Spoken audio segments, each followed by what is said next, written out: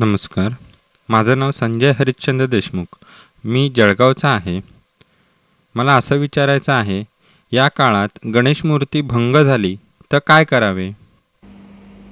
प्राणप्रतिष्ठा होण्यापूर्वी मूर्तीभंग झाला असेल तर दुसरी मूर्ती आणावी आणि तिचं पूजन करावं.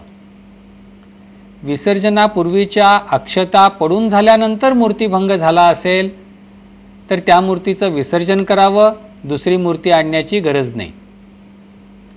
आता प्राणप्रतिष्ठा झाल्यानंतर मूर्तीभंग झाला असेल तर त्या मूर्तीच्या डोक्यावर अक्षता घालाव्यात आणि त्या मूर्तीचं विसर्जन करावं.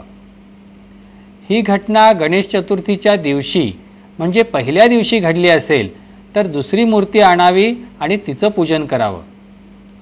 ही घटना दुसऱ्या दिवशी, तिसऱ्या दिवशी किंवा अन्य दिवशी घडली असेल तर दुसरी मूर्ती आणण्याची गरज नाही. मूर्तीभंग झालेली मूर्ती विसर्जित करावी.